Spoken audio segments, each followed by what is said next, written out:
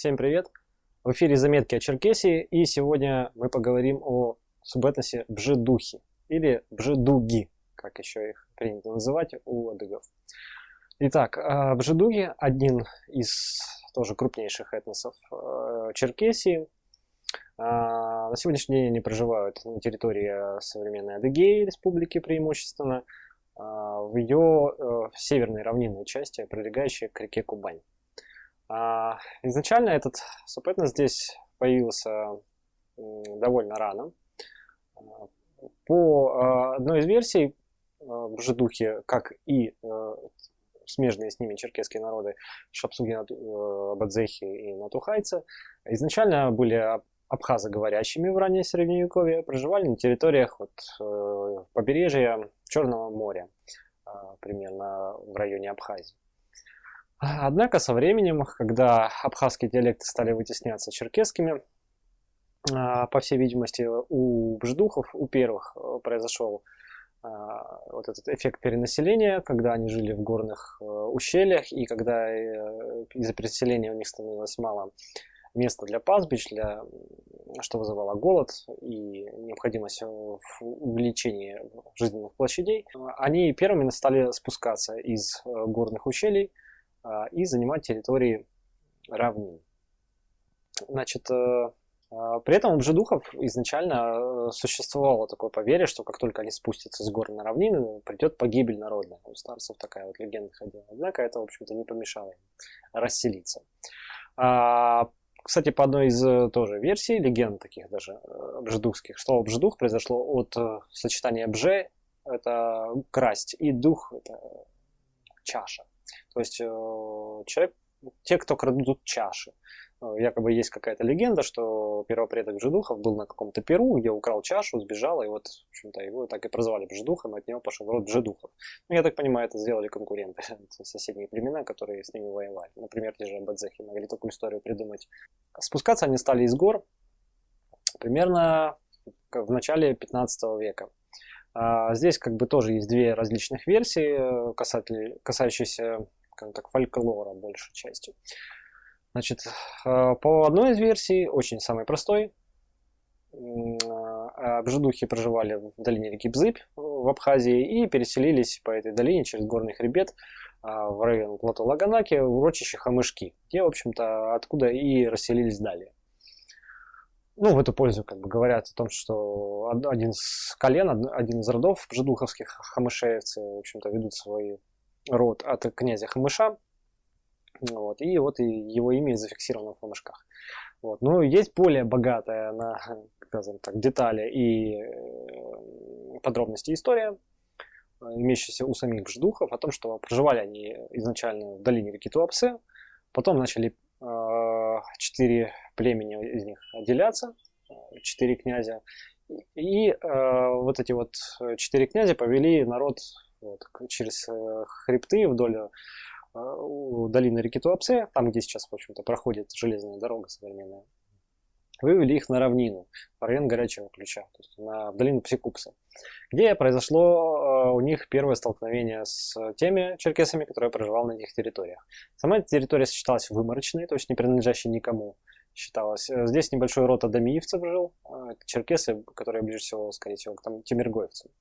Сами же тимиргоевцы считали эту землю хоть и отдаленной, но своей территорией, на которой они производили выпас собственного скота. И они, значит, предложили бжедухам такое условие. Значит, мы отдаем эту землю вам в пользование, но вы признаете на верховенство тимиргоевцев над вами.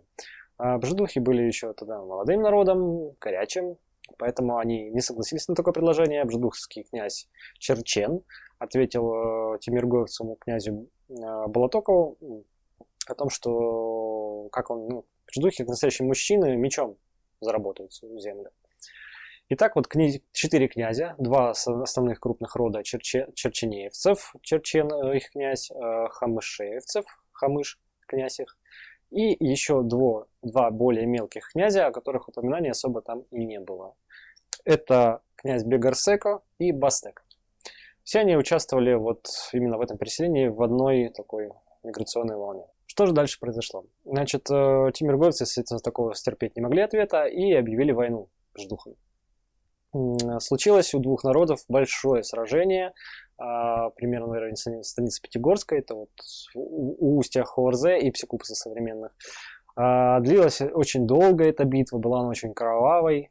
Как бы подробностей мы археологических прям таких не знаем, знаем только вот именно фольклорную часть, источник такой из народных сказаний.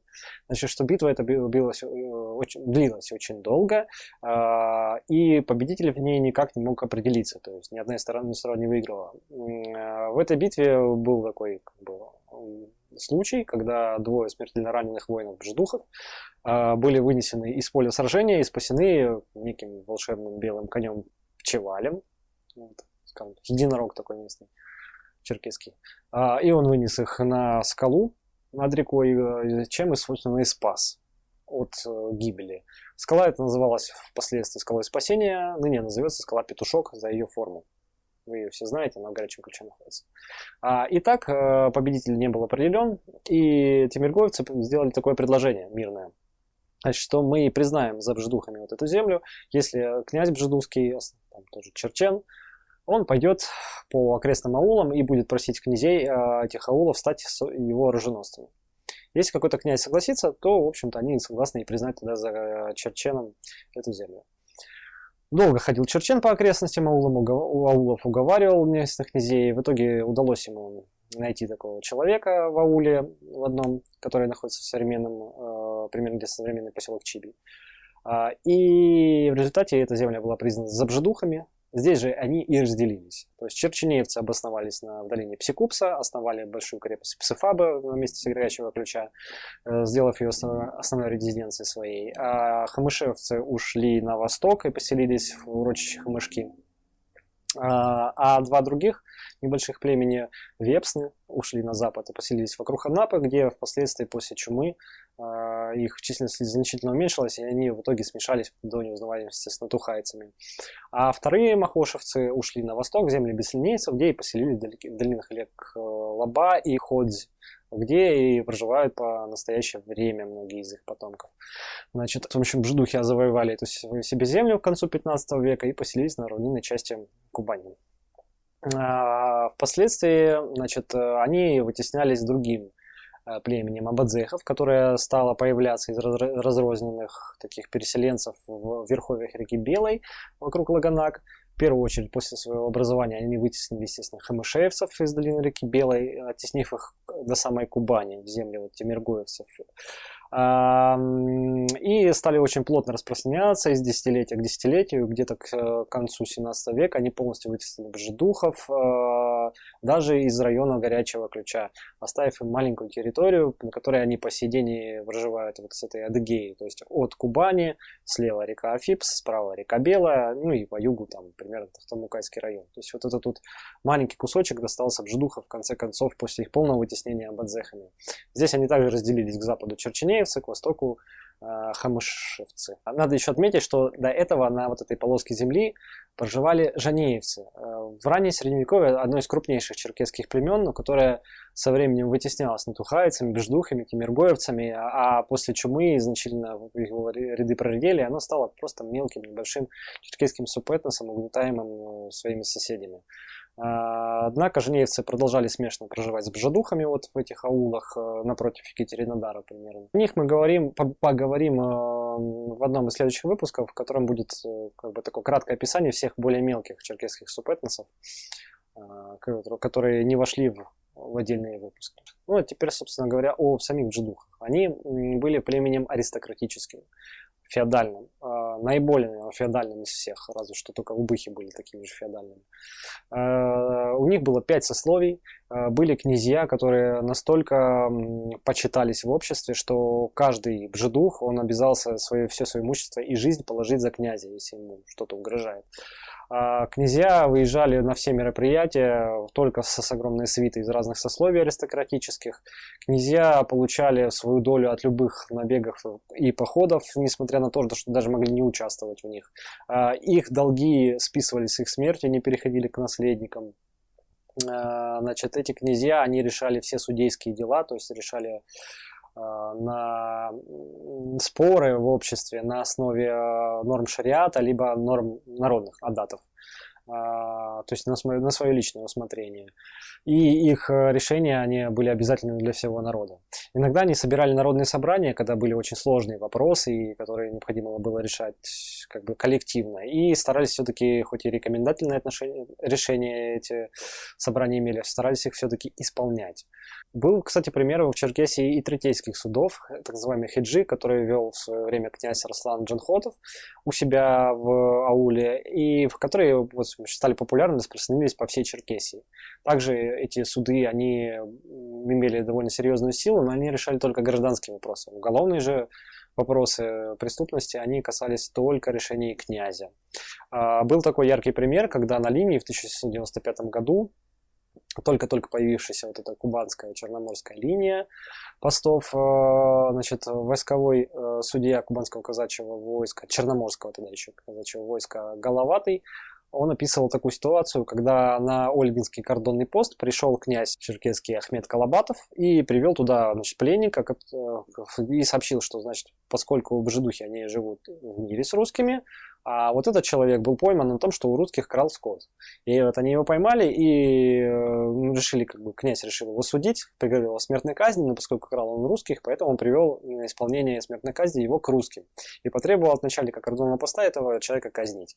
Но тот отказался, сославшись на то, что не имеет таких прав. После чего князь самолично привел приговор в силу, они просто со связанными руками и ногами бросили этого преступника в Кубань на глазах вот кордонного начальника. Таким образом исполнился, как бы, приговор суда черкесского князя. С другой стороны, пример народного суда, собрания, это вот был такой случай, когда был голод у бжедухов, а при этом они были в таких конфликтных отношениях в то время с русскими, и князь Алхаз, в то время был такой старейший князь бжедухов, он как бы обратился за помощью к крымско-татарскому султану Хангирею, значит, Магомед Гирею, с просьбой обратиться к русским с ходатайством о пропуске продовольствия через реку Кубань, которую русские перекрывали из-за немирных отношений.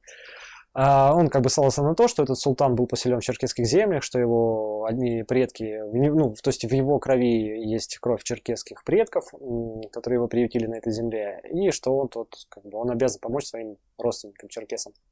Магомед Гирей как бы свою просьбу исполнил, но князь Алхаз его не то, что не поблагодарил, а как бы отписался ему после этого так, что спасибо, что помог, но вот это твоя была прямая обязанность как черкеса, поэтому просто считай, что ты поступил по совести, и все. Теперь стоит, я думаю, поговорить и о самой аристократии. Жуковская аристократия, она была довольно яркая. Один из потомков князя Хамыша, князь Айтеч, стал первым из черкесов, который совершил хадж в Мекку, то есть священный путь в Мекку и обратно. После чего получил статус хаджи, то есть ходившего в Мекку, а его дети стали именоваться Хаджимук, то есть сын хаджи. Откуда впоследствии возникла, собственно, их фамилия княжеская, Хаджимукова или Гаджимукова в одной из транскрипций. Князь Айтеч ходил в Мекку вместе со своим помощником, аристократом Хапачем Лакшуком, который полностью сопровождал его весь этот путь. Этот аристократ был очень известен тем, что всячески участвовал активно в различных черкесских набегах, в крупных операциях. Он был также известен тем, что по приказу крымского хана совершал набеги на Польшу и на территории Украины современной. В этом вот походе в Мекку Лакшук погиб в Дамаске при трагических обстоятельствах, и князь Айтеч, он настолько его любил как друга, что он, значит, приказал, как бы, мумифицировать его тело и привез его в Черкесию, где и похоронил. Похоронил он его вот как раз в районе крепости Псефабы. Там сейчас стоит кинотаф, то есть такой большой камень с письменами на арабском языке, посвященный именно вот этому аристократу Лакшуку в память от князя Айтеча. Стоит этот кинотаф в парке в городском Горячего Ключа. Он был странным образом вообще сохранился, поскольку когда абадзехи вытесняли бжедухов с их территории, крепость Псефабы была разрушена, в принципе, к приходу русских войск, и от нее там одни руины уже оставались. Использовались только источники активно горячие. После Айтеча одним из самых популярных и самых долго живущих князей бжедухских был князь Алхас, который по одним из источников проправил аж 130 лет. Ну, в общем, что это очень сомнительно, но в любом случае, думаю, достал, наверное, дожил, раз как бы упоминается неоднократно в разных источниках. Время его правления как бы происходили вот эти трагические события, когда бжедухов наиболее сильно выдавливали абадзехи. К концу правления Алхаса как раз случилась та ситуация, когда первые черноморские казаки высадились в Тамане и построили первые посты Черноморской этой военной линии, в том числе основали город Екатеринодар. Именно князь Алхас был тем представителем жидухов, который первый вступил с ними в контакт. Ну, скажем так, контакт был положительный, потому что казачество первые 30 лет сосуществования с жидухами жило мирно, и настолько даже мирно, что они кумаковались, что они братались, да, по сути. Совместные какие-то у них были мероприятия, они друг к другу в гости ездили, они детьми обменивались, они как бы в совместных мероприятиях участвовали. То есть это абсолютный пример мирного сосуществования двух народов. А к концу своего правления Алхас передал власть своему племяннику Батыр-Гирею. Батыр-Гирей, в свою очередь, сумел расширить земли абадзехов несколько. Произошло это за счет того, что в других землях черкесских, в частности в Шапсуге, а впоследствии еще и на Тухайцах и абадзехах, случилась вот эта вот так называемая буржуазная революция, то есть восстание народное против своих аристократов и князей, о котором я говорил во втором выпуске, которое, в общем-то, вылилось в изгнание этих князей, особенно семейства шапсугских князей Шеретлуковых. Шеретлуковы были приняты как раз Батыр-Гиреем у себя под покровительство бжедухи, и отсюда пытались восстановить свою власть, делали нападения на шапсугов постоянные, пытались, в общем-то, вернуть силой свою власть. Отсюда же вместе с Батыр-Гиреем уходили, значит, посланцы к Екатерине II в Петербург с просьбой о помощи вот, в возврате княжеской власти шапсугам. Екатерина, в общем-то, встала на сторону их и выделила от черкесов, выделила из Екатеринодара небольшой отряд казаков с минной пушкой, который участвовал в вот этом Бзиюзском сражении, крупнейшем коалиции князей бжедухских, шапсугских и частично натухайских и абадзехских против повстанцев от шапсугов, абадзехов и натухайцев. В этом огромном кровавом сражении они, правда, особой роли не сыграли. Вот. Победили в этом сражении фактически князья, но победа была очень кровавая, то есть они перебили достаточно большое повстанцев, количество. Но в последний момент повстанцы сумели убить самого князя Батыр-Гирея бжедухского, чем деморализовали полностью войско, и образовалась такая ничья. То есть не выиграла ни одна из сторон. Фактически князьям было разрешено вернуться в свои земли, но, к сожалению, они теряли большинство привилегий, которые имели до этого.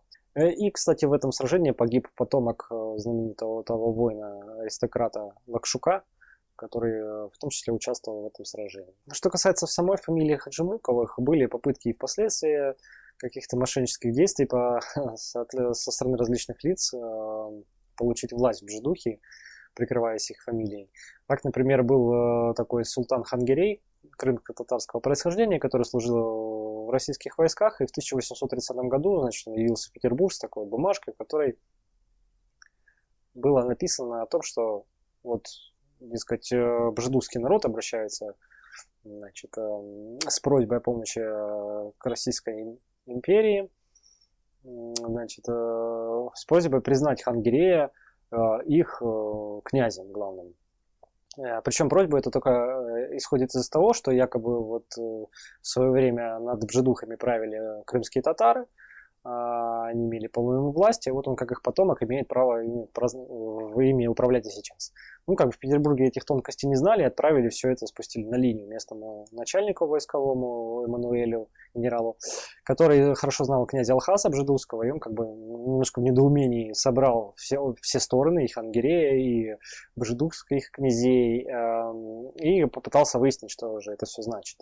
Ну, естественно, как бы все признали, что это какое-то заблуждение, что бумага какая-то странная. Самого Гирея якобы кто-то ввел в заблуждение тоже этой бумагой. что на самом деле никакие крымские татары, ну, соответственно, крымские ханы не владели бжедухами никогда, а были просто почетными гостями. Ну, никак уж не управленцами земли бжедухской. Ну и как бы это дело разрешилось миром. Таким образом, бжедухи очень долгое время жили в мире с Кубанской линией. Единственное, в начале Кавказской войны, в начале 19 века, стала появляться и у них партия определенная антироссийская. То есть более старшее поколение было пророссийским, а более молодое поколение, наоборот, было настроено негативно к русским и считало, что как бы любые сношения с русскими и их взаимоотношения, они приведут к потере независимости бжедуками.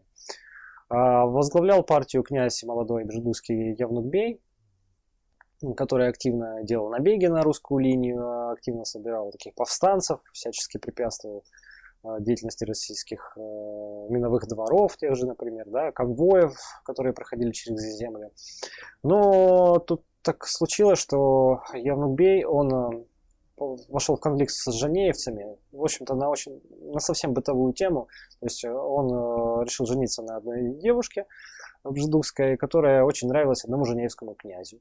Он ее приревновал и как-то вот построил так, подождал на дороге этого Явнук-бея и застрелил его.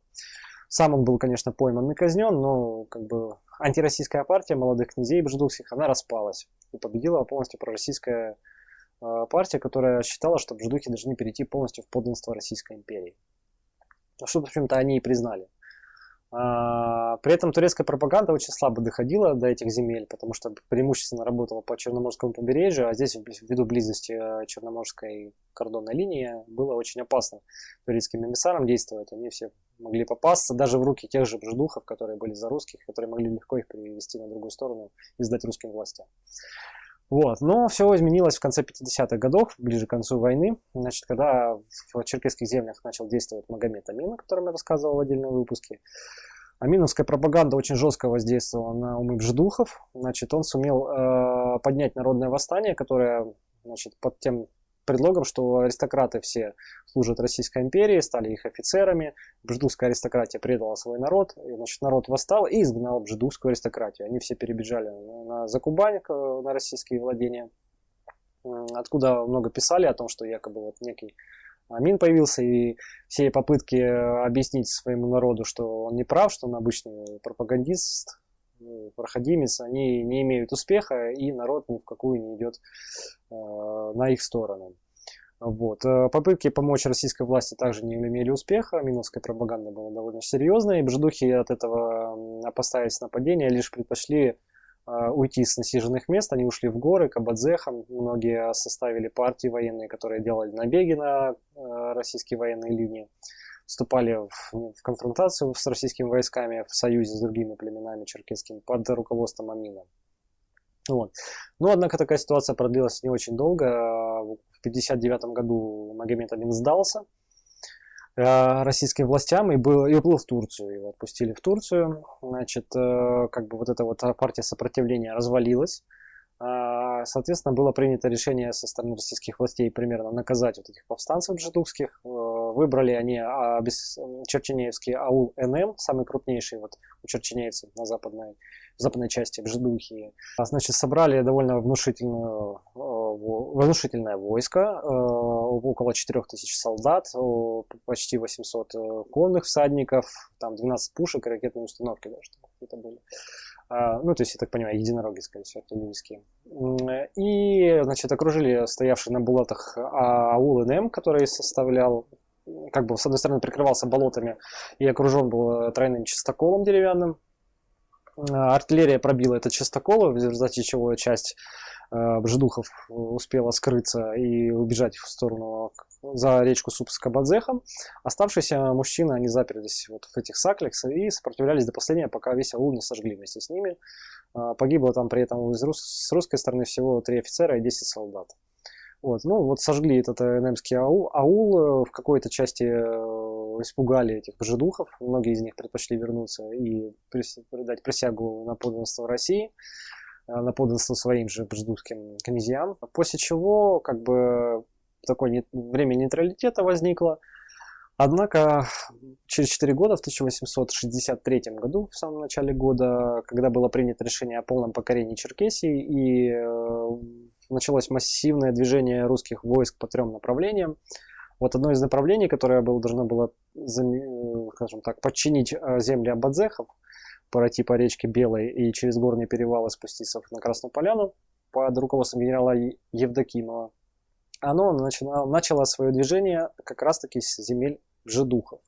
В первую очередь сюда решили примирить самих бжедухов окончательно, для того, чтобы тыл оставался, скажем так, с прикрытым. Выделили, значит, для этого генерала Павла Денисовича Бабыча, будущего наказного атамана кубанского казачьего войска, а до этого служившего также комендантом Анапы во время Крымской войны и уже имевшего опыт покорения натухайцев и шапсугов. Он очень активно действовал в землях натухайцев особенно. Там он их буквально сжигал все аулы вдоль и поперек. Просто шел с войсками, сжигал эти аулы и даже предпочитал не собирать фураж, то есть пшеницу, вот эти запасы овощей, фруктов, там, живность, которая там была, они не собирали солдаты, он просто сжигал все. И как-то даже безумно этому радовался, как описывают очевидцы. Так вот, с таким же огневым мечом он прошелся по Бжедуке, спалив более 200 аулов и весь полностью фураж и все, что там только живое росло, оставив просто выжженную землю. Из-за чего, в общем-то, какое-то время там даже был голод. Ну, после такого тотального нападения, как бы Бжедухи окончательно были насильственно замерены, поселены обратно в Бжедухи частично, потому что многие предпочли уйти с абазехами, шапсугами от войск в сторону моря. Итак, Бабич прошелся по этим землям, и генерал Евдокимов начал свое движение в сторону Белой.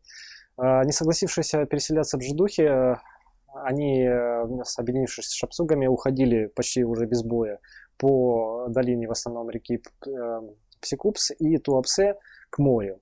Причем им было сложнее, чем другим черкесам, потому что они, ввиду того, что жили далеко от моря, они не могли зафрахтовать заранее лодки в Турцию и стали самой такой печальной частью мухаджиров, которые, уходя в Турцию, они очень вынуждены были долго ожидать этих свободных кораблей, переправ, из-за чего очень сильно мерзли, голодали, умирали от болезней в этом пути. Жидухи были частично поселены насильно, частично выселены в Турцию к концу войны.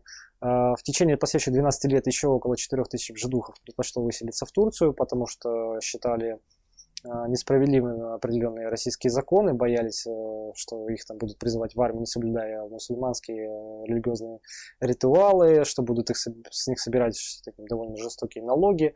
То есть всячески, те же самые проблемы, о которых я говорил в прошлых выпусках, сталкивались с ними. Пропаганда российская очень плохо работала и плохо их убеждала. Так что до 1883 года еще достаточно приличное количество их выселилось. А по переписи 1883 года их было всего 11 тысяч человек, которые вот и были поселены на территории Бжедухи, где и проживают по сей день, составляя основной костяк адыгов современной республики Адыгея, хотя при этом их диалект бжедухский не является основным литературным диалектом, поскольку его заменил Темиргоевский. Что касается потомков Хаджимуковых, то многие из них выселились в Турцию. Значит, последний князь Тархан Хаджимуков, вот когда произошло народное восстание, он вынужден был переселиться в Россию, принять ее подданство. Своего сына Тевпеча он, значит, крестил, именем Николая его назвал, и сын его стал офицером армии Российской империи. Но при этом все, что мы знаем, что он умер в 1907 году, будучи офицером кубанского казачьего войска. Но о последних потомках, в общем-то, особо ничего не известно. Может, неизвестно, но я точно не нашел. Вот такова была судьба бжедухов. Сегодня они проживают в основном от Яблуновки до речки Белой, вот этих всех многочисленных аулах. В Тахтамукайском районе очень много. И составляют, как я уже сказал, большинство населения. На этом, пожалуй, все. В следующем выпуске поговорим о темиргоевцах.